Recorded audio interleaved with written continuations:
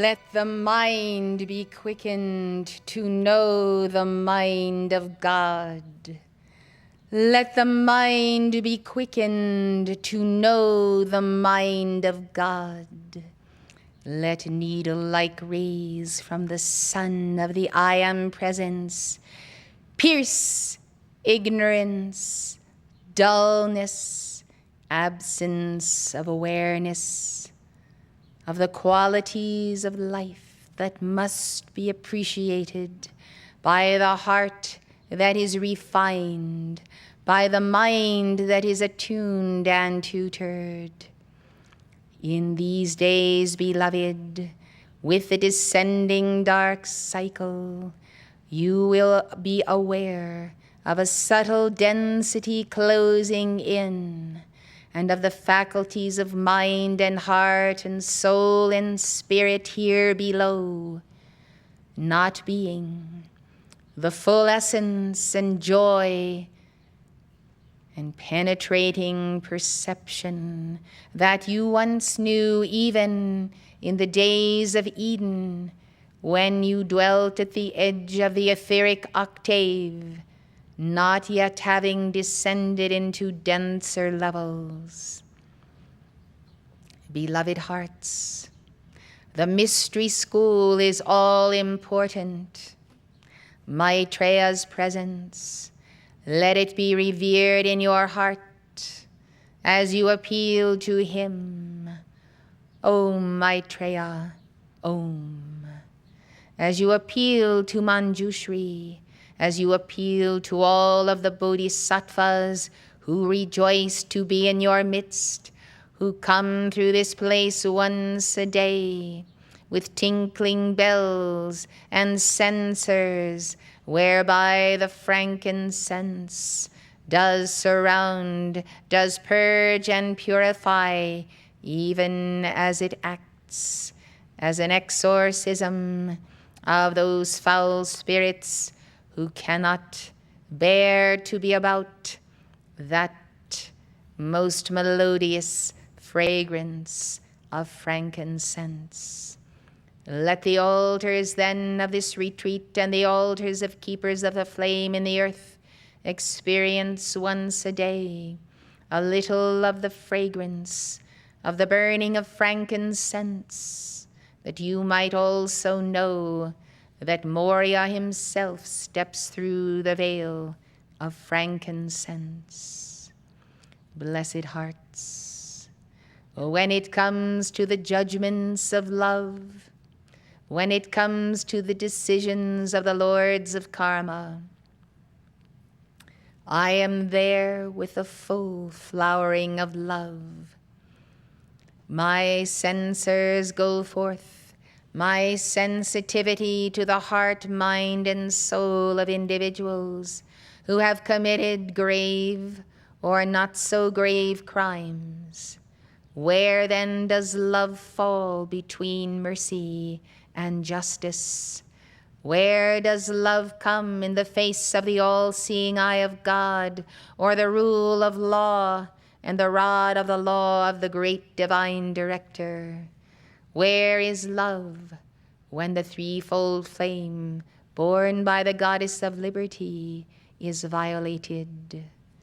Where then is the balance of the 7 chakras in giving opportunity or withholding it for a season because the individual has so flaunted the law of love? And do you know what I deem to be the greatest flaunting of the law of love, beloved? It is ingratitude itself, ingratitude for the simple things of life and for those things that are great beyond the ability of man to bring about. Ingratitude, it seems to me, must be the ultimate selfishness, always wanting more yet not appreciating the very simple things, even the very vibration of love that does intensify in your hearts as I come, or the vibration of Kuan Yin, or of the Lord Christ who will follow. To sit in the aura of the ascended masters is a privilege of many lifetimes, and yet it ought not to be a privilege, but a right. It is truly the right of spring and of Eastertide to know your Lord, but it is not a guaranteed right by the Constitution of this nation. For you see, beloved, there is a forfeiture of rights, and this is what takes place, and it takes place in the density that you have consented to wrap around yourself like uncooked dough in strips. Yes, a dense dough that has been kneaded but not fired. Understand, therefore, that you lose the right to be sensitive to the masters or to be in their presence, even if you should be 2 feet from a master. You lose that right when you begin to take for granted what it takes for a master to lower the vibration into your life and world, to raise up a messenger that might be the nexus of the flow of that light, to maintain a community, to draw a circle about it, and to be able to count on life streams who know very well they could be at a better place for better pay, more opportunity in this world, more excitement, more fascinating things to do. To draw a circle around a place and to call it Maitreya's Retreat, Maitreya's Mountain, Maitreya's Mystery School. This comes by law of the hierarchy of the Buddhas, as well as by dispensation of the lords of karma. Be not then as yin insects, flitting about this way and that way, losing your tethering to your own heart of love, or the heart of Maitreya. Be one-pointed, beloved, and reassure yourself that the true and right goal in life is union with God, and the pyramid you build as it narrows does fulfill even as it leads you to the accomplishment of that goal, which is the capstone upon all other goals which are surely lawful for you to attain along the way.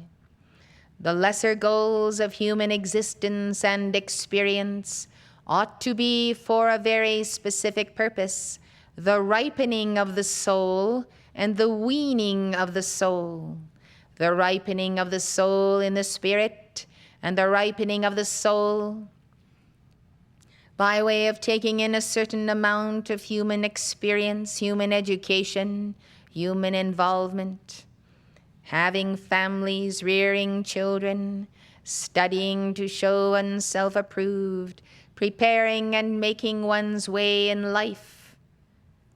Yet that goal ought to be to satisfy lawful desire, the desire to realize the full potential of being in Christ, the desire to realize the human potential, commensurate alongside with the Christ potential.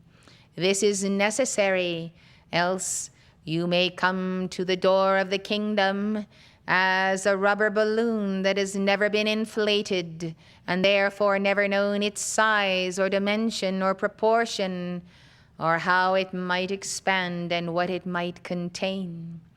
These steps are necessary and should take place early in life. Therefore, to give children and young adults the opportunity for satisfaction in accomplishments that have some merit and some usefulness to community, to society, to family, to themselves. This is well, for it is building self-confidence, the ability, therefore, to provide for oneself and one's family, and to make a strong and positive contribution to community. But, beloved hearts, when ambition exceeds these levels of self-development, desiring to build upon another level and another level and another level for those things that contribute neither to further accomplishment of the individual nor further blessing of the community, then you have crossed the line of spiritual pride and human pride and intellectual pride, where the work of your hands and your mind then becomes not to the glory of God, but to the glory of one's own self-esteem. At that point on the ladder of the pyramid of life, then, you cease to accrue in your causal body those momentums for that which you do as your work or as your word is no longer to the glory of God and to the goal of union with God, but only to increase the measure of the man, the measure of the woman, or the measure of the child. Thus know that attainment is to be gained, but it always has a purpose, and that purpose is self-transcendence. That purpose is entering into a greater and greater level of one's own Christhood, and that Christhood, that is the bread of life that is broken and shared with others. The bread of life is given to those who have the self-acquired gift of non-attachment, for if you are attached to the loaf of the body of your Lord, you will not break that loaf or break that body to divide it among others. Then understand, beloved hearts, that too much self-preoccupation with self takes from you the energy necessary and vital to your attainment of the Bodhisattva ideal, to your taking upon yourself in all sincerity and love and seriousness the 10 vows of beloved Kuan Yin, whereby you are received and accepted in this higher school of Maitreya in the heaven world where the Bodhisattvas are. You can easily, and I say easily, guardedly, easily, if the will of God is the star that leads you, if selflessness is not a problem to you, then I say you can attain easily to be a member of Maitreya's mystery school in the heaven world, in the etheric octave, and be a member of his mystery school here below. The reality of that school and of your training ought to be brought to your memory now and then, for some of you forget that every day that dawns you greet Lord Maitreya to bow before his mighty heart and to say to him, "What will you have of me this day? What may I do for you, Lord Maitreya, and for Moria, the messenger, and each precious member of this body of Maitreya?" Thus the attainment of the Bodhisattva level is possible to you here, but you must reason with right reason. You must reason with the scribe who is your very personal recording angel when you are setting forth the goals of your life, to be sure to include enough time and space, not only to balance karma, but to fulfill the dharma and your calling. These things cannot be set aside for anything. For anything, I say, beloved, for if you allow all of the fruit of your tree of life to be devoured by those around you to whom you have a false sense of responsibility, then where shall that fruit appear in the day when the fruit shall be counted, to see whether the 12 manner of fruits upon your tree of life have ripened and are now ready for the feast of Maitreya, that they might be plucked, suitable and fit for his own assimilation?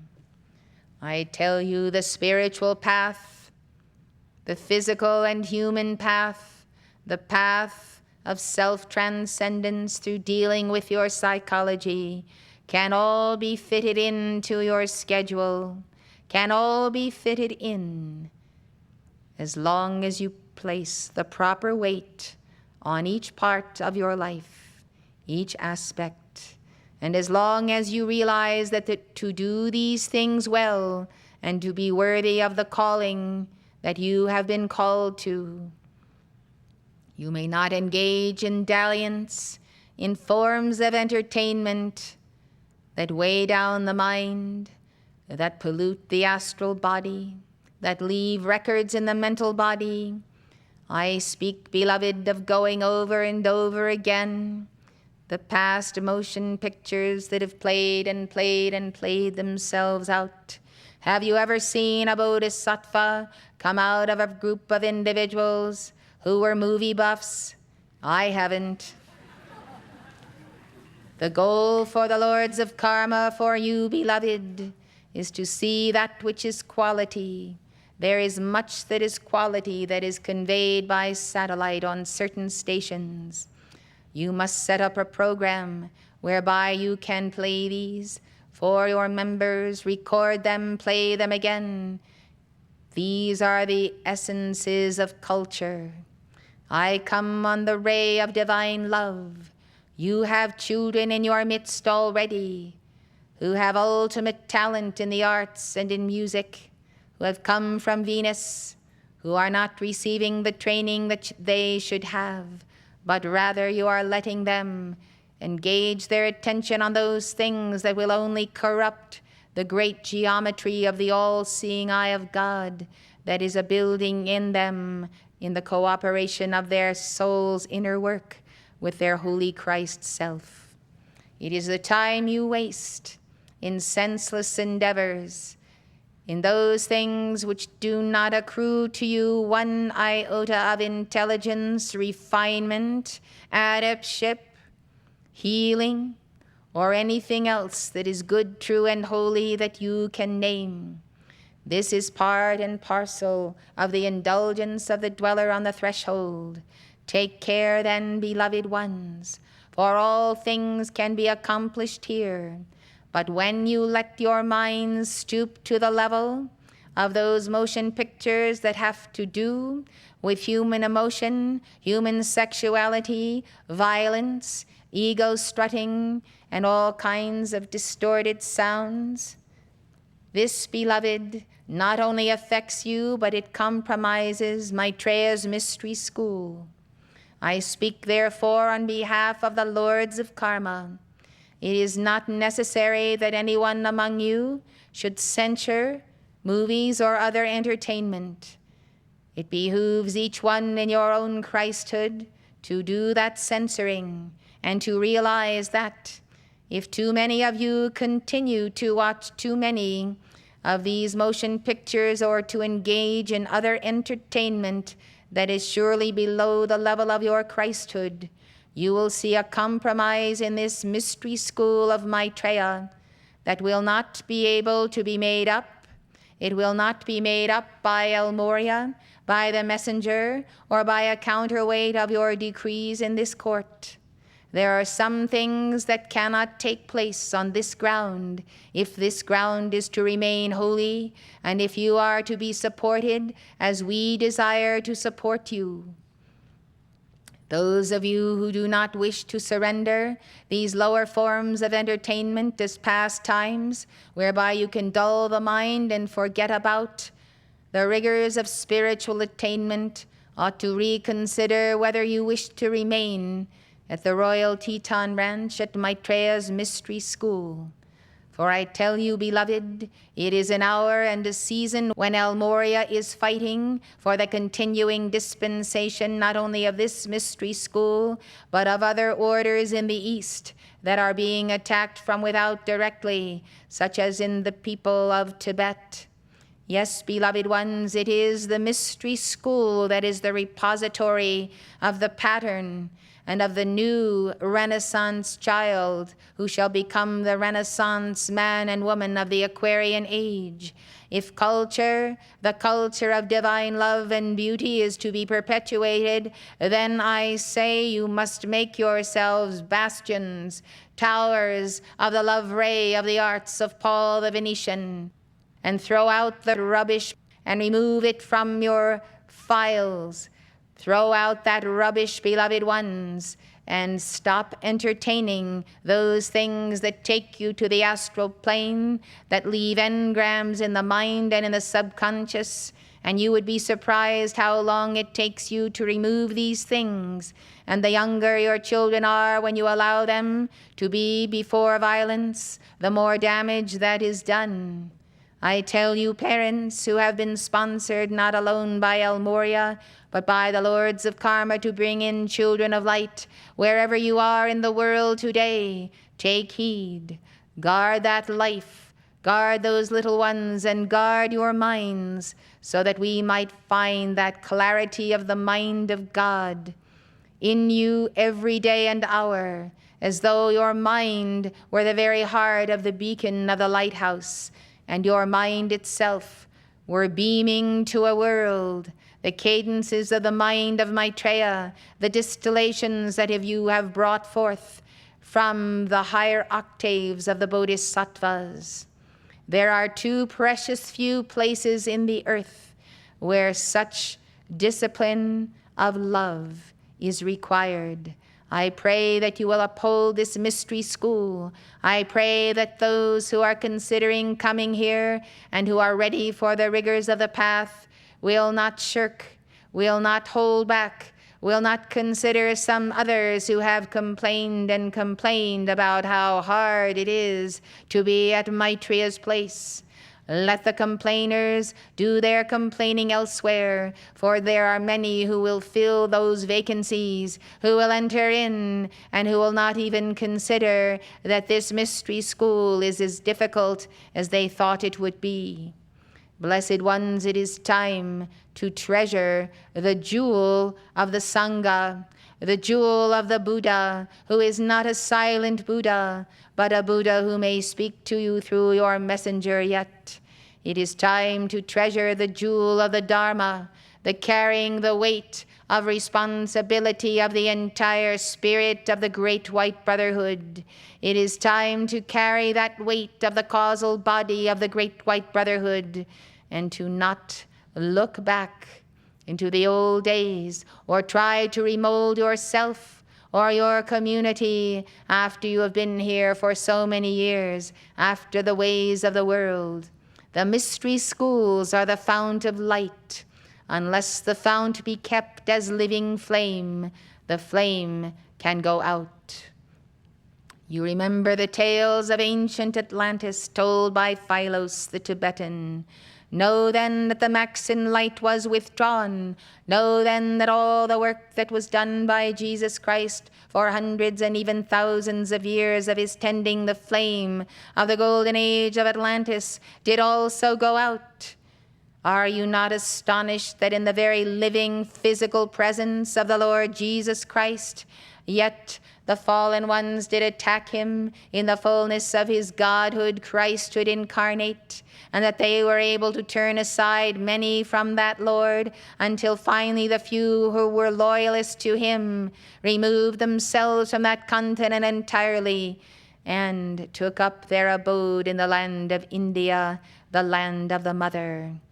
If in the full manifestation of the living Christ Jesus there could be betrayal and the breaking up of the mystery school and the forfeiting of thousands of years of a golden age that has not yet even returned to planet Earth, think you not that it is not possible that one by one, the disparaging ones who no longer have the eyes to see the flame or the heart to tend it might not also cause the disruption and ultimately the breaking apart of this mystery school? Well, beloved ones, if you will ask the messenger, if the messenger will make her ascension in this life, the messenger will tell you that is in God's hands. I do not know. I could make a mistake, and that mistake could cost me my ascension. Therefore, you see, beloved ones, the same is true at the community level. Each member of the community worldwide of this mystery school, every keeper of the flame in every city and town and home the world around, is a part of the pillar of the mighty temple that ultimately will become physical here if there are those to tend the flame in the very center of that temple. Beloved ones, nothing is secure until you make it secure with the totality of your life.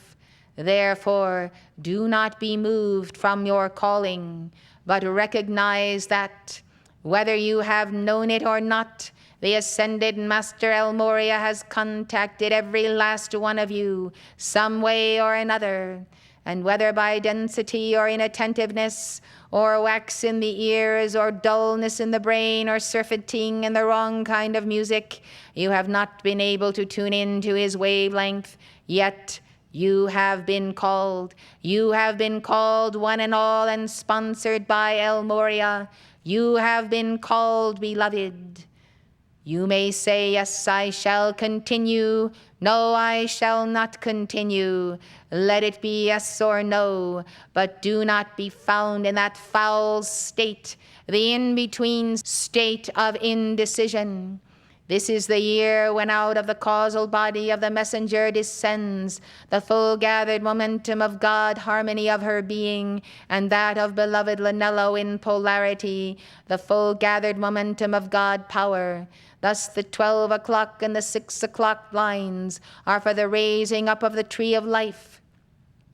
And from the very base chakra, let your roots go deep into the causal body of Maitreya, and into the causal body of Maitreya, which sponsors the mystery school.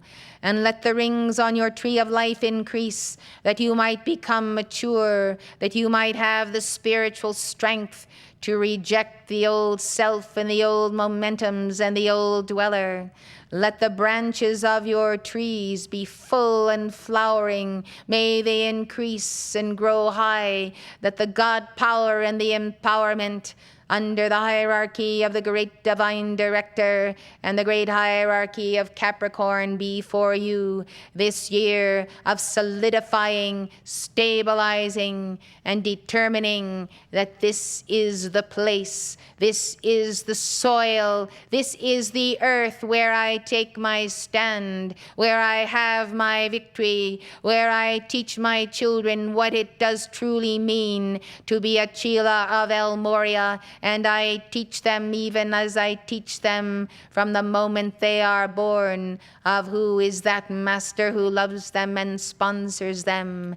This is the place I have decided to mark my cross in the sand, to take my place and to do so with 100% of my being, with full joyousness. And if I am not 100% whole, then I shall indeed go back and heal the unwhole parts of myself until all of me is one flaming presence, one sphere of light, whereby Maitreya might enter and be one with me, and be myself, and multiply my Christhood, and show me the oneness I have in the Sacred Heart of Jesus. Blessed ones, this is not a time for the perversions of the 6 o'clock line. Serapis Bey is here with Seraphim of God to give you the mighty disciplines of the base chakra, that you might raise up the white fire, nourishing every chakra, balancing every chakra, and seeing yourself as a being who is individed in God, as above, so below. And the figure 8 does make the above and the below whole. Thus it is no time for self-pity, sympathy, self-justification, all the indecision, all the wishy-washy stuff. This is the time, beloved, to see that victories are about to happen in every direction, victories that need your strengthening, your input, and your presence. I bid you then read the Mahatma letters, read the old books that Moria sponsored and that we guarded. Read the Path of the East and discover once and for all what is the true meaning of a disciple on the path. And above all, do not carve out your own concept of your own path that has nothing to do with the Mahatmas. I cherish each and every one of you. I am Nada of the flame of love. I come to sponsor the arts. I come to sponsor love that repels selfishness, self-love, non-surrender, non-service. I come with a love of the ruby ray that can empower you unto the day of your appearing at Serapis Bay's retreat. It is not hard, beloved. You are equal to the task. Reject the spoilings that have come upon you by well-meaning caretakers, parents, etc. For the spoiled who have been spoiled, it is always too hard. But the course that is set is one that everyone here can make, everyone can accomplish, everyone can survive. Yes, indeed, beloved, you can make it here if you want to. If you do not want to, then it is best you set up your own retreat in Devachan, as you may imagine it, as you may imagine your encounters with the Brotherhood. Yes, Devachan may be your dream world, but do not count on outpicturing that dream world in your next life. Yes, this is the place you can conquer. I, Nada, have come in the greatest love and joy. I have spoken to you of reality. May you not shirk from facing it.